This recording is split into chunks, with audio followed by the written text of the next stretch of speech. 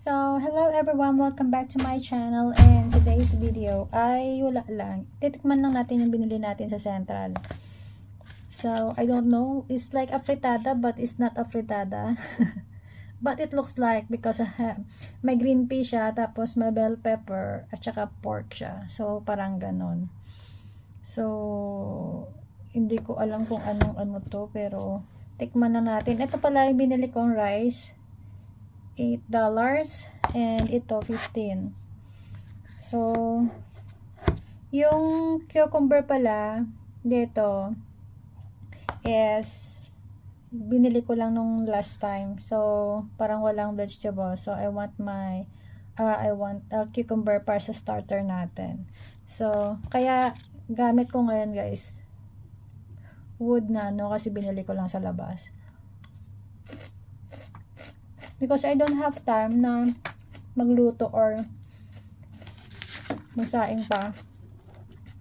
So, kung kakain ako sa mga restaurant mas mahal, bumili na lang ako doon sa Central ng kanin at saka isang ulam. Ang dami actually makikita doon, pero syempre ayoko din gumagastos. So, ngayon nagtitipid po tayo ngayon, kaya yun lang. So, habang ako'y kumakain dito, syempre magla-live muna tayo. Para din sa ating, para sa ekonomiya, 'di ba? So, eto guys. Ito pala, tikman natin kung ano pala yung ano natin. Yung ating pinili. So, kung apretada nga ba to o ano ba to? Hindi ko lang alam kung apretada talaga to.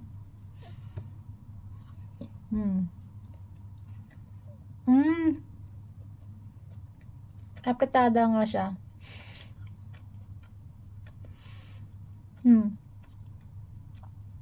Pag meron tong potato, siguro ano na to, mechado. Bakit ano bang kinaibahan ng mechado at saka apretada? Alam niyo ba guys?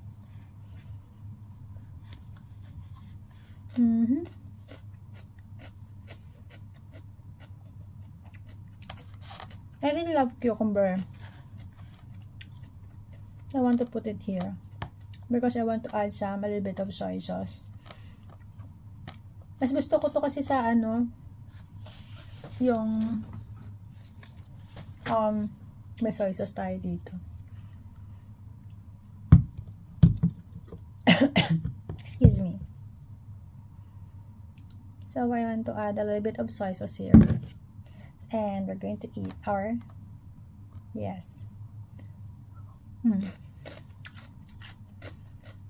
Gabriel, finally I made it one of these. Thank you. Hello Gabriel, how are you? Do you have work today? So, yan na guys. Hanggang dito na lamang po tayo sa ating vlog. Bye.